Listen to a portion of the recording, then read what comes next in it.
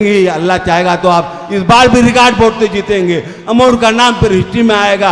जिस तरह से आपने असेंबली में अपना तवारीख बनाया है, रिकॉर्ड बनाया है, हम लोग भी आपको वोट देकर तवारीख बनाएंगे। पिछले बार आप सेकंड टॉपर हुए थे, इस बार आपको फर्स्ट टॉपर बनाएंगे अमोर में, और आप पूरे बिहार में सबसे ज्यादा जीतिएगा इंशाल्लाह आप। लेकिन ये मेरी मांग पर ध्यान रखेंगे। बात कह के बुला रहे हैं कि ये बाहर से आया है, इनको वोट नहीं देना है, अमोर को बचाना है, अमोर को भगाना है। वैसे लोगों को मैं बताना चाहता हूं कि आप लोकल होकर, आप यहाँ के मुकामी होकर सबा जफर साहब या हमारे लोकल एमएलए साहब, आप लोगों ने इलाके को पीछे करने का काम किया, हमारी बिरादरी को बदनाम कराने का काम किया। आज तक कोई नहीं जान सका कि जलील मस्तान कहाँ से आता है, सबा जफर कौन क्षेत्र से आता है। मैं एक बात आपको बता देना चाहता हूँ कि जब हम लोग इंटर में किशनगंज मारवाड़ी कॉलेज में पढ़ते थे, उस जमाने में साहबानो केस का मामला चला था और वो बहुत बड़ा रूप ले लिया था पूरे हिंदुस्तान में।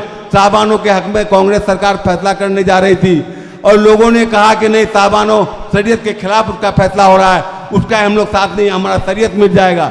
लोगों ने, पूरे हिंदुस्तान के मुसलमानों ने मुखालफत किया, बाद में हालांकि सरकार ने वापस लिया।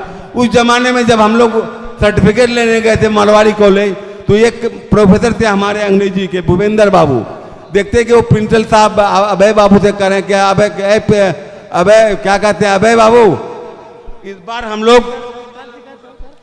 हम लोग जो है साहबुद्दीन साहब को वोट देंगे। तो अभय बाबू हंसने लगे। मैं भी ऑफिस में बैठा हुआ था, सर्टिफिकेट लेने गया था, कह क्या बोल रहे हैं भूपेंद्र बाबू, आप देंगे साहबुद्दीन साहब को वोट दिए, जनता पार्टी वाले साहबुद्दीन साहब को आप वोट देंगे? बोले हाँ, हम लोगों ने उसको मिलने के लिए दिल्ली गया था, किशनगंज को लाइट में लाने के लिए, नाम के में शोहरत दिलाने के लिए, किशनगंज को पूरे हिंदुस्तान में लोगों के नजर में आम करने के लिए, लोग जाने के किशनगंज भी एक कंस्टिट्यूएंसी है। हम बिला खौफ, मजहब और मिल्लत से उठ करके हम साहबुद्दीन साहब को वोट देने वाले हैं ताकि किशनगंज का नाम रोशन हो जाए। और वही हुआ भी।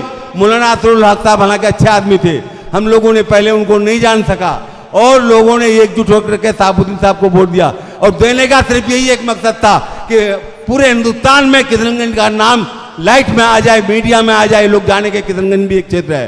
तो मैं कहता हूं कि वो साहबुद्दीन साहब के लिए अलीगढ़ से, दिल्ली से लड़के लोग आके किशनगंज में कैंप कर लिए थे, हम लोग भी कैंप किए हुए थे।